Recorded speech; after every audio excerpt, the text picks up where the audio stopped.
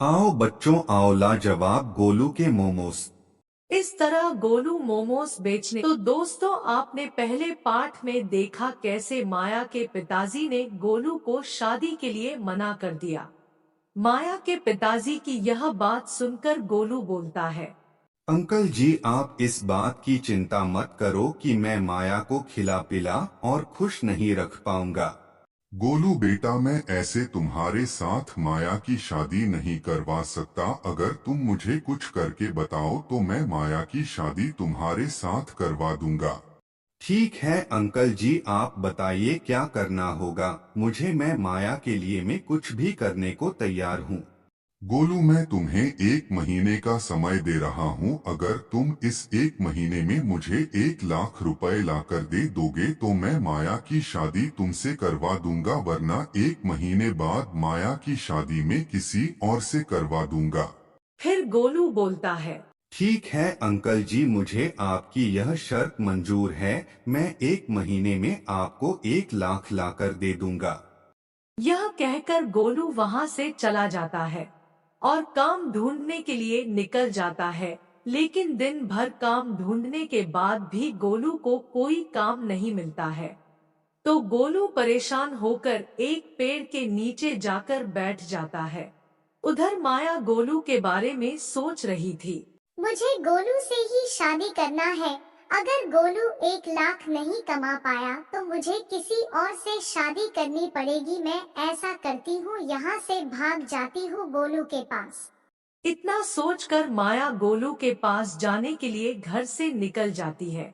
लेकिन माया के पिताजी माया को घर से भागते हुए देख लेते हैं। तो वह भी माया का पीछा करते हुए गोलू के पास पहुंच जाते हैं।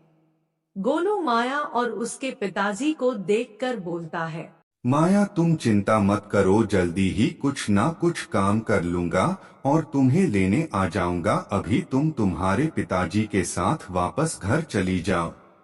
फिर माया बोलती है, गोलू जी, आप जल्दी से मुझे लेने आ जाना। मैं आपके बिना नहीं रह सकती। मुझे नहीं करना किसी और से शादी। माया की यह बात सुनकर उसके पिताजी उसे वहां से लेकर चले जाते हैं।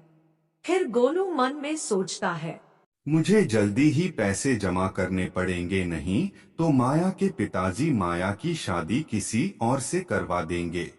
क्यों ना मैं मोमोज का ठेला चला लूं, मुझे मोमोज बनाने बहुत अच्छे से आते हैं। फिर गोलू मोमोज का ठेला खोल लेता है, क्योंकि गोलू ने कुक की मास्टरी करी हुई थी। आओ बच्चों आओ लाजवाब गोलू के मोमोज। इस तरह गोलू मोमोज बेचने लगा। दिन ब दिन गोलू के पास बहुत लोग आने लगे मोमोज खाने के लिए और कुछ ही दिनों में गोलू ने 1 लाख रुपए जमा कर लिए।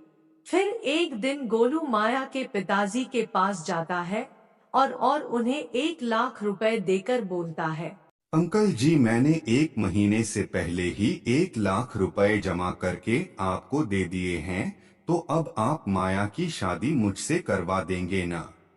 फिर माया के पिताजी बोलते हैं, हाँ गोलू बेटा, अब मैं तुम्हारी शादी माया से करवा दूंगा। मैंने पहले मना इसलिए किया था क्योंकि मुझे लगता था कि अब तुम्हारे पास कुछ नहीं है तो तुम माया को खुश नहीं रख पाओगे।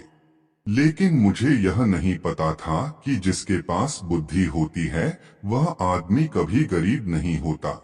फिर माया के पिताजी गोलू और माया की शादी बड़ी धूमधाम से करवा देते हैं। फिर शादी के बाद गोलू और माया दोनों मिलकर मोमोज बेचने लगते हैं। आइए भाई साहब, आइए बहन जी, हमारे यहाँ के मोमोज खाइए। एक बार खाते ही बार बार आएंगे। तो दोस्तों, आपको इस कहानी का दूसरा भाग कैसा लगा कमेंट में बताइए। अगर आपको इस कहानी का तीसरा भाग चाहिए तो भी कमेंट में बताइए, हम जल्दी ही इस कहानी का तीसरा भाग लेकर आएंगे।